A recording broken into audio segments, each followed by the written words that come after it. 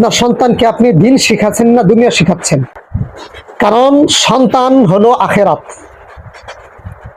এই সন্তান দিয়ে আখেরাত গড়বে অথবা আখেরাত নষ্ট হবে। এই সন্তান একটা নিয়ামত।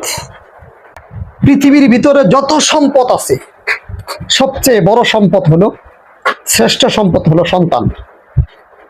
এই সন্তান দিয়ে আপনার আখেরাত গড়বে, আবার এই সন্তান দিয়ে আপনার আখেরাত নষ্ট হবে। এই সন্তানকে যদি আপনি দ্বীন ইসলাম শিখান, দুনিয়া এবং আখেরাতে দুনো জাহানে আপনি কল্যাণকামী হবেন, কল্যাণ প্রাপ্ত হবেন। আর এই সন্তানকে যদি আপনি দ্বীন না শিখান, ইসলাম না শিখান, দুনিয়াতে আপনাকে বৃদ্ধাশ্রমে পাঠাবে আর পরকালে আপনাকে জাহান্নামে পাঠাবে। এই সন্তান কাছে আরেকটা করছেন, আপনার সন্তান কি ঈমান কি জিনিস এটা কি জানে? ঈমানটা কি? তাই আপনার সন্তানকে কি আপনি ঈমান শিখাইছেন? 7টা বিষয়ের উপর যে ঈমান রাখতে হয় আপনার সন্তান কি এটা জানে? ঈমানই যদি না চিনে, ঈমানই যদি না শিখে, তাহলে দুনিয়া কি আখেরাত কি? সে তো দুনো জাহানেই ধরা খায়া যাবে। শুধু সে তো একা ধরা খাবে না, আপনিও ধরা খায়া যাবেন। 7টা বিষয়ের উপর বিশ্বাস স্থাপন করলেই সে ঈমানদার। আমানতু বিল্লাহি ওয়া মালাইকাতিহি ওয়া কুতুবিহি ওয়া রুসুলিহি ওয়াল ইয়াউমিল আখিরি ওয়াল কদরি খাইরিহি ওয়া শাররিহি মিনাল্লাহি তাআলা ওয়াল বা'থি বাদাল মাউত। এখানে 7টা বিষয় আছে। এই 7টা বিষয়ের উপর বিশ্বাস স্থাপন করার নাম হচ্ছে ঈমান। এই ঈমানটাকে আপনার সন্তানকে আপনি শিখাইছেন?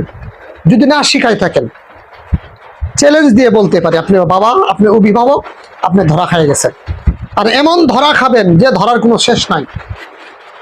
দুনিয়াতে ধরা খাইলে পরে আপনি আপিল করার সুযোগ আছে। পরকালে যায় এই সন্তান যে আপনার নামে মামলা করবে, আপনাকে কাঠ গড়াই দাঁড় করাবে, সেদিন আপনি কিভাবে পার পাবেন? কিভাবে ওখান থেকে আপনি ছুটে আসবেন?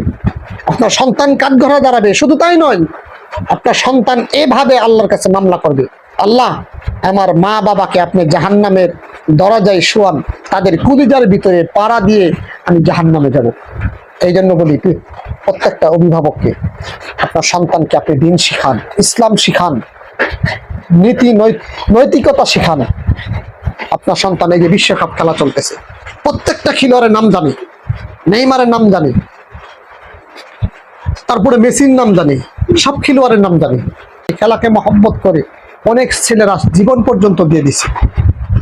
কাজে আপনি একজন অভিভাবক, আপনাকে সচেতন হতে হবে, আপনার সন্তানকে দ্বীন শিখাইতে হবে। আপনি মুসলমান, আমি মুসলমান, প্রত্যেকটা নর নারীর উপর এলেম শিক্ষা করা ফরজ। কতটুকু এলেম শিক্ষা করা ফরজ, এতটুকু এলেম আপনাকে শিখাইতেই হবে। আল্লাহ তাআলা সবাইকে তৌফিক